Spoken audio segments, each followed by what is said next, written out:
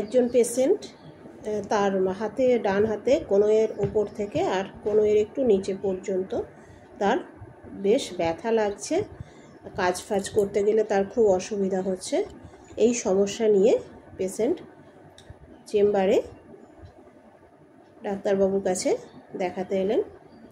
তো তাকে কয়েকটা কথা জিজ্ঞেস করে দেখা গেল যে সারাদিন যখন সে কাজকর্ম করে তার সেই ব্যথাটার কথা মনে থাকে না বা কিছু মনে হয় না, তবে সন্ধ্যের পর থেকে যখন একটু রেস্টে চলে যায় বা বসে থাকে তখনই কিন্তু তার সেই ব্যথাটা দেখা যায় বা সে বেশ বুঝতে পারে তার ভালো লাগে না, একটু অস্বস্তি হয়, হাতটা টান লাগে, নড়াচড়া করতে পারে না, খুব সমস্যা হয়।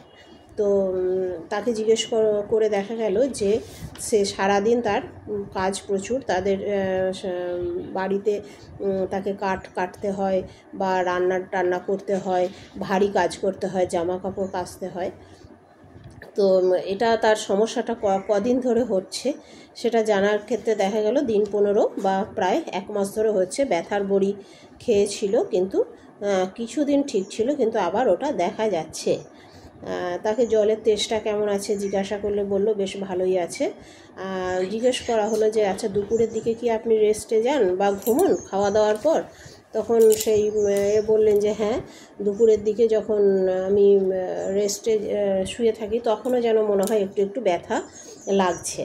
তো এটা জিজ্ঞেস করার পর আরও কয়েকটা কথা জিজ্ঞেস করা হলো যে বা পরিবারের জন্য বা ফ্যামিলির লোকজনের জন্য চিন্তা ভাবনা বা এই যে কাজ করতে যদি না পারেন এরকম কোনো চিন্তা আসছে? সেক্ষেত্রে সে ব্যক্তিটি বললেন যে হ্যাঁ, চিন্তা তো একটু হচ্ছেই, আমার তো সংসারে কেউ কাজ করার নেই বা রান্না আছে, আমার ছেলেটা স্কুলে পড়ে, তাকে ঠিক সময় ভাত রেঁধে দিতে হবে, আমার স্বামী সবজির ব্যবসা করে, তাকেও সহযোগিতা করতে হয়, সবজি ধুয়ে দেওয়া তোলা, এই সমস্ত সে টুকিটাকি কথা তাকে জিজ্ঞেস করা হলো। আচ্ছা, তার পরবর্তী ক্ষেত্রে তাকে আরও কয়েকটা কথা জিজ্ঞেস করা হচ্ছে যে আচ্ছা খুব এই যে বর্ষার দিনে বা এখন তো বৃষ্টি হচ্ছে এবং ওয়েদারটাও বেশ স্যাঁতস্যাঁতে, সন্ধ্যের দিক থেকে বেশ ঠান্ডা পড়ে যাচ্ছে, কি খুব খারাপ অস্বস্তি লাগে বা সেই সময় কি মনে হচ্ছে বেড়ে যাচ্ছে? বললো হ্যাঁ, যখন ফ্যান চালিয়ে শুচ্ছি বা রেস্টের মধ্যে যাচ্ছি বা ঠান্ডা ওয়েদার হয়ে যাচ্ছে তখনই কিন্তু সন্ধ্যের দিকে বা সেক্ষেত্রে কিন্তু আমার এটা বেশ মনে হচ্ছে যে লাগছে, ব্যথা হচ্ছে। আচ্ছা, তো সঙ্গে সঙ্গে পেশেন্ট বলল কি জানি, দেখা যাক এক্সরে করাতে হবে কি না, ভেতরে কিছু হলো কি না।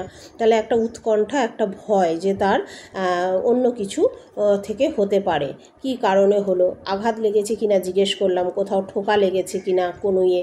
বললো না, সেরকম তো কিছু লাগেনি, তবে ভারী আমাকে বালতিতে করে ভারী জামা কাপড়গুলো কাচাকুচি করতে হয়, তারপরে বিভিন্ন কাজ করতে হয়, ভারী টারি তো বইতেই হয়, জল বয়ে আনতে হয়, এই সমস্ত। তখন এইগুলো কেস টেকিং করার পর মনে হলো যে তাকে একটা ওষুধ সিলেক্ট করা যেতে পারে। এই সমস্ত কিছু জেনে নিয়ে তার সাময়িক হয়েছে, মানে রোগটা এখনও ঠিকমতো ক্রনিক জায়গায় যায়নি, নতুন অবস্থাতেই আছে, পুরনো অবস্থায় পৌঁছায়নি বা দীর্ঘদিনের নয়। এইগুলো জানার পর দেখা গেল যে তার একটা অ্যাংজাইটি হচ্ছে যখন শুতে যাচ্ছে, তা রাত্রে যখন সে শুতে যাচ্ছে তখন স্বপ্ন দেখে কি না জিজ্ঞেস করলে না, সেরকম তো কিছু স্বপ্ন দেখি না, তবে সারাদিন যে কাজ করি বা ছেলের সাথে যে কথাবার্তা বলি, বকুনি দিই বা এই সমস্তগুলোই মাঝে মাঝে দেখি, যে আমি এই কাজ করছি, সংসারের কাজ করছি, ছেলেকে বকছি, পড়াশোনা করছে না বলে। এই তো যাই হোক, এইগুলো জানার পর মোটামুটি তাকে একটা ওষুধ, রাজটক্সের যে সিমটমগুলো দেখা গেল যে দেখা যাচ্ছে রাজটক্সের সিমটম, তো তাকে রাজটক্স ওষুধটা সিলেক্ট করা যেতে পারে।